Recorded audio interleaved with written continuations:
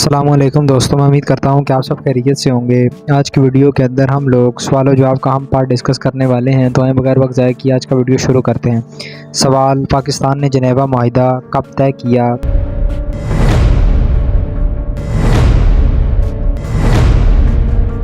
جواب: 14 اپریل 1988۔ سوال: ضیاء کے بعد پاکستان کے قائم مقام صدر کون بنے؟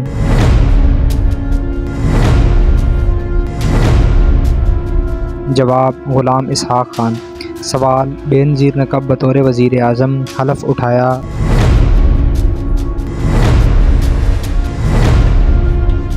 جواب: 2 دسمبر 1988۔ سوال: صدر غلام اسحاق خان نے پہلی بار اسمبلی کب توڑی؟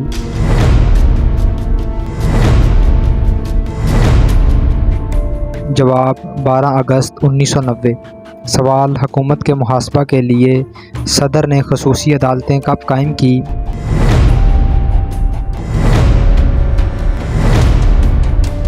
جواب: 23 اگست 1990۔ سوال: ولیم شیکسپیئر کب پیدا ہوا؟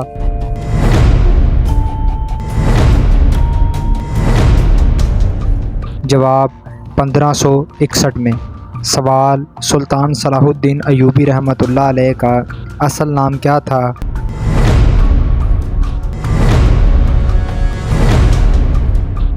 جواب: یوسف۔ سلطان صلاح الدین کب پیدا ہوئے؟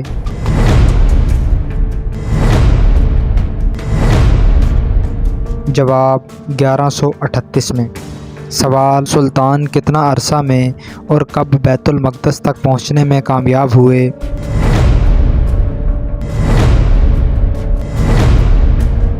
جواب: 2.5 سال میں، 30 ستمبر 1187 میں۔ سوال: وفات کے وقت سلطان کی عمر کیا تھی؟